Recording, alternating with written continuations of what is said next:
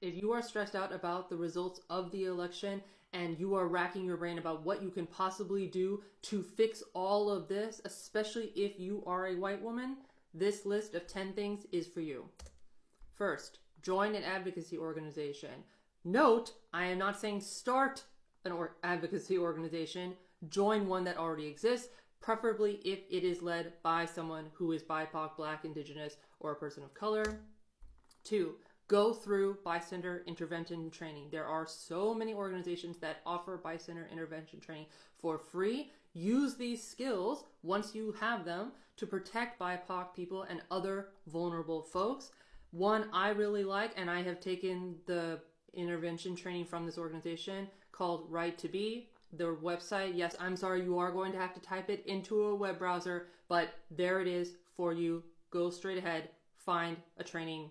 It's online, it's free, no excuses.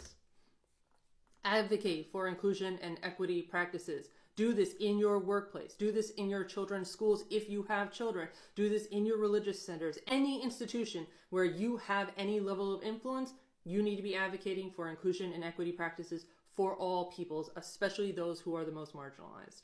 Donate. As you are able, as your family budget allows, find organizations and individual activists who are working directly with and on behalf of the most marginalized communities and support their work, especially if they are working on the front lines.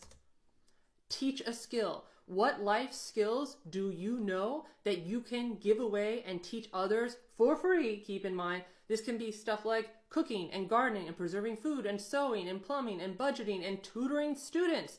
All amazing, great things. Someone's learning another language, especially if someone is learning English here in the United States. That is an amazing skill you can teach for free.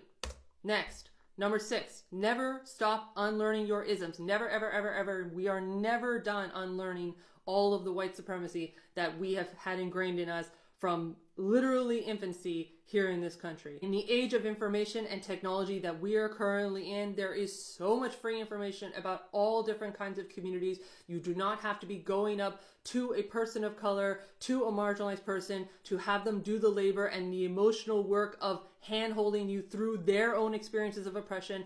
Go and do your research, learn the history, learn how to be an ally to them on your own.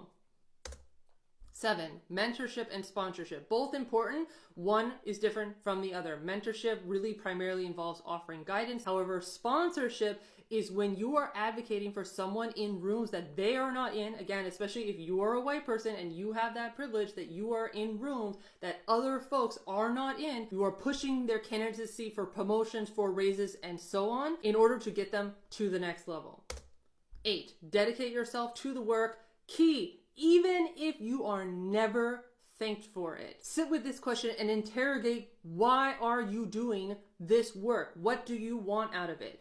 Are you doing this to get praise? Are you trying to get invited to the cookout? Are you trying to be seen as one of the good ones?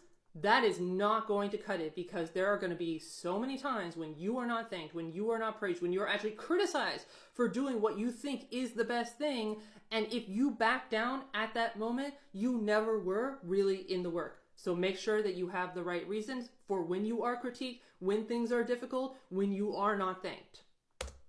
9, do not, this is something is driving me crazy seeing everywhere online right now. Do not distance yourself from the conservatives in your life. Who on earth is going to have any hope of trying to sway their politics and their voting patterns going forward if you and any other left-leaning person no longer wants to be in community with all of these conservatives? They are all just going to continue feeding on each other's rhetoric, and nothing is ever going to change. Instead of disengaging from them, instead of blocking them, instead of breaking friendships, family relationships, and so on, learn how to debunk their arguments and slowly and persistently pull them to the left. We have 4 years until the next presidential election.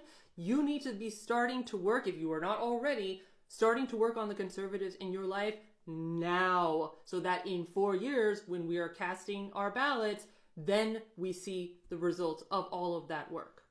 And finally, get every other white person in your circle of influence to do the same of all of the previous 9 points. Of course, there are many other things that I could add on this list. I'm sure others in the comments will put some as well, but this is going to be more than enough to get you started and give you somewhere to funnel all of these feelings of fear and anger and stress.